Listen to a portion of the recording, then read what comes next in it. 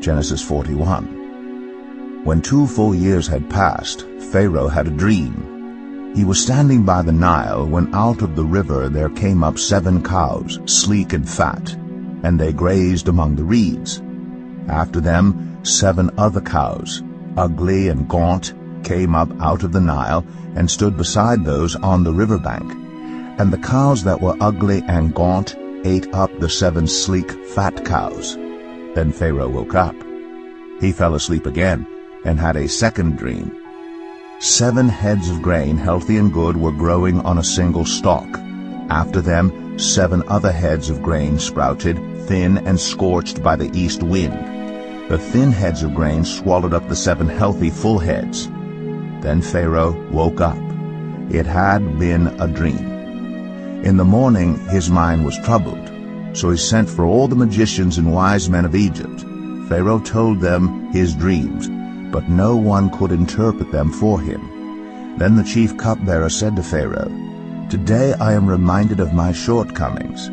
Pharaoh was once angry with his servants, and he imprisoned me and the chief baker in the house of the captain of the guard. Each of us had a dream the same night, and each dream had a meaning of its own. Now a young Hebrew was there with us, a servant of the captain of the guard. We told him our dreams, and he interpreted them for us, giving each man the interpretation of his dream. And things turned out exactly as he interpreted them to us. I was restored to my position, and the other man was impaled." So Pharaoh sent for Joseph, and he was quickly brought from the dungeon. When he had shaved and changed his clothes, he came before Pharaoh. Pharaoh said to Joseph, "I had a dream, and no one can interpret it. But I have heard it said of you that when you hear a dream you can interpret it." "I cannot do it," Joseph replied to Pharaoh, "but God will give Pharaoh the answer he desires." Then Pharaoh said to Joseph, "In my dream I was standing on the bank of the Nile, when out of the river there came up 7 cows, fat and sleek, and they grazed among the reeds. After them 7 other cows came up, scrawny and very ugly and lean. I had never seen such ugly cows in all the land of Egypt. The lean, ugly cows ate up the 7 fat cows that came up first. But even after they ate them, no one could tell that they had done so. They looked just as ugly as before. Then I woke up. In my dream I saw 7 heads of grain, full and good, growing on a single stalk. After them 7 other heads sprouted, withered and thin and scorched by the east wind. The thin heads of grain swallowed up the 7 good heads. I told this to the magicians, but none of them could explain it to me." Then Joseph said to Pharaoh, "The dreams of Pharaoh are one and the same. God has revealed to Pharaoh what he is about to do. The 7 good cows are 7 years, and the 7 good heads of grain are 7 years. It is one and the same dream. The 7 lean, ugly cows that came up afterward are 7 years, and so are the 7 worthless heads of grain scorched by the east wind. They are 7 years of famine. It is just as I said to Pharaoh. God has shown Pharaoh what he is about to do. 7 years of great abundance are coming throughout the land of Egypt, but 7 years of famine will follow them. Then all the abundance in Egypt will be forgotten, and the famine will ravage the land. The abundance in the land will not be remembered, because the famine that follows it will be so severe. The reason the dream was given to Pharaoh in 2 forms is that the matter has been firmly decided by God, and God will do it soon. And now let Pharaoh look for a discerning and wise man, and put him in charge of the land of Egypt. Let Pharaoh appoint commissioners over the land to take 1/5 of the harvest of Egypt during the 7 years of abundance.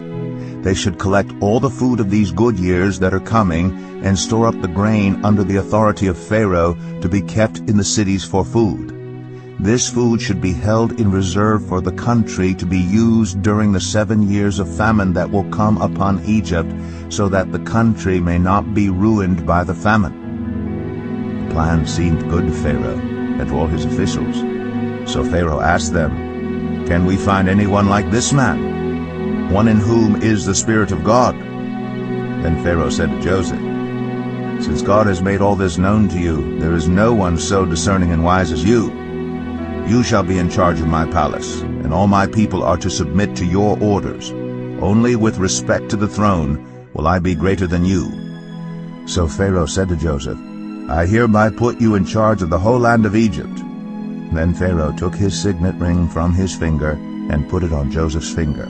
He dressed him in robes of fine linen and put a gold chain around his neck. He had him ride in a chariot as his second in command, and people shouted before him, "Make way!" Thus he put him in charge of the whole land of Egypt.